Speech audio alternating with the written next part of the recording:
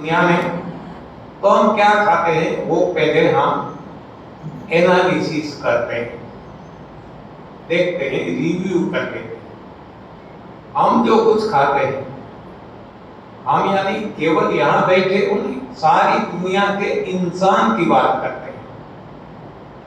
वो जो खाते हैं इसमें प्रमुख भोजन हमारा क्या है, कोई बताएंगे? गेहूं। गेहूं। गेहूं। सारी दुनिया का विचार करते तो वो लोग मांसाहार ज्यादा करते।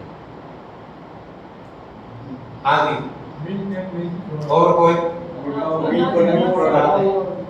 दूध, दही, छाछ। देखो हम जो दूध की बनी हुई चीजें, बेकरी प्रोडक्ट, ये सब ज्यादा करते हैं आजकल। चाय और पीते हैं। जो भी कुछ हम खाते हैं इसमें से प्रमुख भोजन कहते हैं। हाँ, बाद में दूसरा नंबर, तीसरा नंबर ये हम देखेंगे। प्रमुख जो भी हमारे भोजन में प्रमुख है, करेक्ट। आपने बोला ना, आपने बोला। जरा खड़े हो जाइए, तालियां। अनाज, केवल अनाज नहीं, साथ साथ दालें। देखो ज्यादातर हम कभी कोई अनाज अकेला नहीं खाते, साथ में दाल होती ही है। चाहे चावल खाओ वो अनाज है, लेकिन साथ में कोई दाल तो होगी ही, चाहे मूंग की हो, चाहे तुअर की हो, चाहे और किसी की भी हो, वो अनाज के साथ दाल खाते हैं। खिचड़ी बनाते हैं, तो खिचड़ी में भी आप देखना एक अनाज है, एक दाल है ना। हाँ, चाहे तुअर की दाल डालो, चाहे मूंग की डालो, चाहे और कोई डालो, तो अनाज और दाल दोनों हम साथ में खाते हैं। हाँ, ज्यादातर केवल अनाज नहीं खाते, केवल बाजरे का रोटला नहीं खाते, केवल गेहूं का रोटला नहीं खाते, केवल चावल नहीं खाते, साथ में ऐसा कुछ दालें भी खाते हैं। यानी कि हम कहें अनाज व दालें वो हमारा जो टोटल हम कुछ खाते हैं सारी लाइफ, इसमें सबसे ज्यादा हम खाते हैं तो अनाज व दालें खाते हैं। अब हमने देख लिया अनाज व दालें किसका भोजन है, किसका है, किसका है? पक्षियों का। हमने देख लिया कि पक्षियों के शरीर में ही वो टूटता है, पचता है, इसमें से उनको पांचों तत्व या तो vitamin, protein, calcium, carbohydrate, iron जो भी चाहिए पक्षी को अनाज व दालों से मिलता है और किसी को नहीं। और हम खाते हैं तो क्या होगा? हाँ, वो नहीं पचेगा, नहीं पचेगा तो पड़ा रहेगा, पड़ा रहेगा तो सड़ेगा, सड़न लगेगी तो जो हमने देखा वात, पीत, कफ होंगे, कीड़े पड़ेंगे और हम मरेंगे। हाँ, कोरोना ही हमारे पास क्यों आता है? कोई भी रोग हमें क्यों होते हैं? क्योंकि हम गलत खाना खाते हैं। गलत में सबसे ज्यादा हम खाते हैं अनाज व दालें।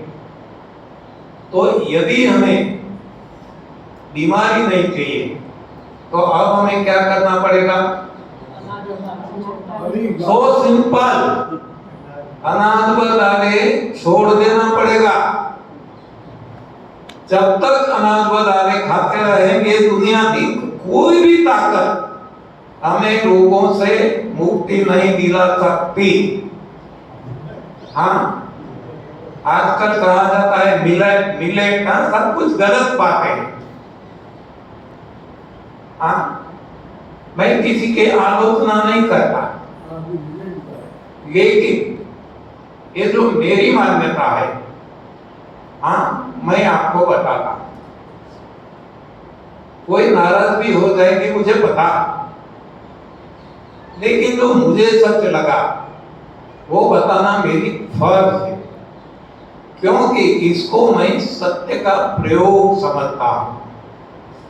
सत्य जो समझ में आया वो समाज के सामने रखना एक फर्ज बन जाती है।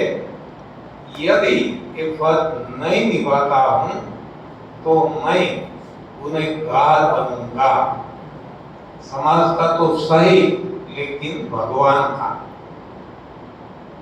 तो मिलेट नहीं खाना है। कोई भी प्रकार का मिलेट खाएंगे तो बीमार पड़ेंगे ही पड़ेंगे। हाँ, स्वाभाविक है। आप कहेंगे मिलेट का भी आजकल सारी दुनिया में बहुत प्रचार प्रसार हो रहा है। मुझे मालूम है सब कुछ, आपको भी मालूम होगा। तो मिलेट अच्छा है कब तक? जब तक ये जो खिचड़ी खुराक हम खाते हैं ना, सब कुछ मिलावट करके, इसमें से केवल मिलेट पे आएंगे तो बेनिफिट होगा, लेकिन रोग नहीं जाएंगे। बेनिफिट आप महसूस करेंगे। जो कुछ रोग होते थे इसमें से थोड़ा कम होगा, लेकिन होगा होगा और होगा, ये समझ लेना। तो एक बात हो गई अनाज व दालें, मिलेट की। दूसरी बात हम करते हैं, अब दूसरा प्राधान्य जो सारी दुनिया में इंसान खाता है। हाँ, एक मोर देन 50% ये हम खाते हैं, जो भी टोटल खाते हैं। अब दूसरा स्थान किसका है? हमारे भोजन में दूसरा स्थान किसका है? डेयरी। कर रहे हैं, फिर भी तालियां नहीं बजेगी। हाँ, बार बार कहना पड़ेगा क्या? तो डेयरी प्रोडक्ट, जिसको हम कहते हैं मिल्क प्रोडक्ट्स, कोई भी प्रोडक्ट, चाहे चाय हो, ज्यादातर लोग चाय के व्यसनी हैं, एडिक्ट हैं। हाँ, आदमी भी है। हाँ, कोई भी दूध और दूध से बनी चीजें, इसमें सब कुछ आ जाता है। जो भी दूध से बनाते हैं, चाय बनाते हैं, कॉफी बनाते हैं, मावा बनाते हैं, मिठाइयाँ बनाते हैं, पनीर बनाते हैं, दही, छाछ, मक्खन, घी बनाते हैं, जो भी बनाते हैं, तो सब कुछ ये हमारे भोजन में दूसरे नंबर के स्थान पे है। अब आइए देखते हैं कि जो निरोग है, हाँ, सृष्टि में इंसान के अलावा हर कोई निरोग है। कौन दूध खाता है? कौन दूध खाता है? दूध चाय के सभी चीजें लेते, दूध, दही, दूध, छाछ। दूध बच्चों के लिए, मेरा सवाल समझ में आया? मैं क्या पूछता हूँ, सारी सृष्टि में जितने भी प्राणी निरोग हैं, इसमें से कौन से प्राणी हैं जो दूध खाते हैं या दूध से बनी चीजें खाते हैं? मतलब कोई नहीं। हाँ, इंसान के अलावा कोई नहीं। इंसान तो बीमार है ही, तो कौन नहीं बीमार है? इसके लिए हमने पूछा, तो हर कोई प्राणी इंसान को छोड़कर पराई माँ का दूध कोई नहीं पीता है। देखो, अपनी माँ का तब तक पीता है जब तक भगवान ने दिया, बाद में नहीं पीता। अपनी माँ का पीता है क्योंकि वो तो अमृत है, वो संपूर्ण आहार है। लेकिन कब तक? जब तक भगवान ने दिया। जब तक भगवान बंद कर देते हैं, और जब भगवान दान दे देते हैं, बाद में कोई भी प्राणी सारी सृष्टि में ऐसा नहीं है जो पराई माँ का दूध पीता है। और हम इंसान किसी का छोड़ते नहीं, किसी का भी। चाहे गाय का हो, चाहे भेड़ बकरियों का हो, चाहे ऊँटनी का हो, चाहे भैंस का हो, एक शेरनी का नहीं पीते, क्योंकि हिम्मत नहीं है वहां जाने की, नहीं तो उनको भी नहीं छोड़ते। हाँ, राजा वाले पीते। तो ये जो दूध और दूध से बनी चीजें, वो हमारे लिए भी भगवान ने दी है, लेकिन कब तक?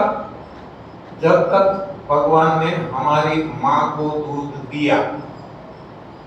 जैसे ही हमें दान दे दिए, भगवान ने माँ का दूध बंद कर दिया।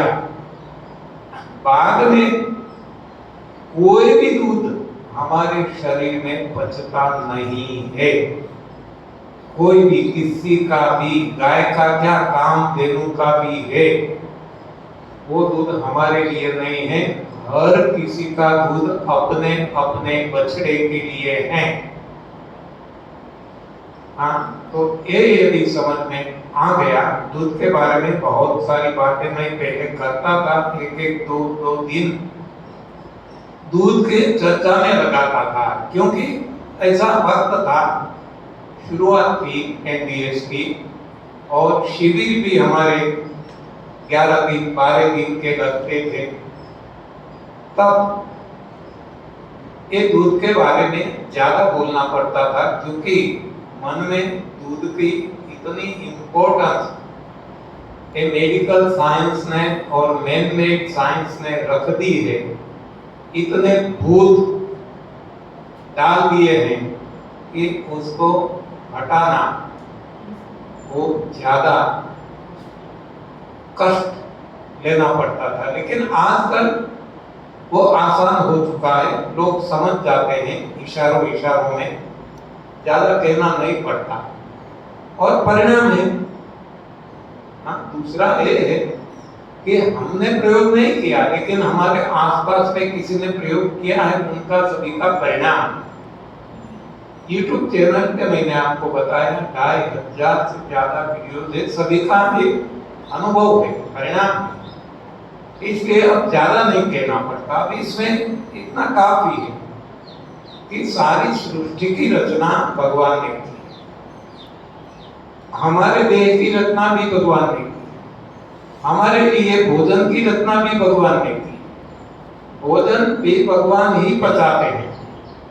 यानी कि हमारा जो भोजन है वो यदि हम लेंगे तो हमारे शरीर में वो पचाने की व्यवस्था भगवान ने की है। ऐसी केमिकल फैक्ट्री भगवान ने हमारे शरीर में, हमारे देह में रखी है, जो पच जाए, और जिसमें से जो हम चाहे, हमें चाहिए, पांचों तत्व, या तो विटामिन, प्रोटीन, कैल्शियम, कार्बोहाइड्रेट, सब कुछ मिल जाएगा।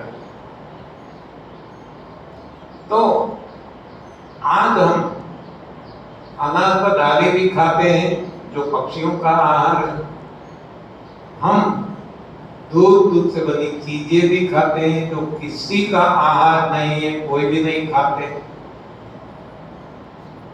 अब तीसरे क्रम पे इंसान के भोजन में क्या आता है? तीसरे क्रम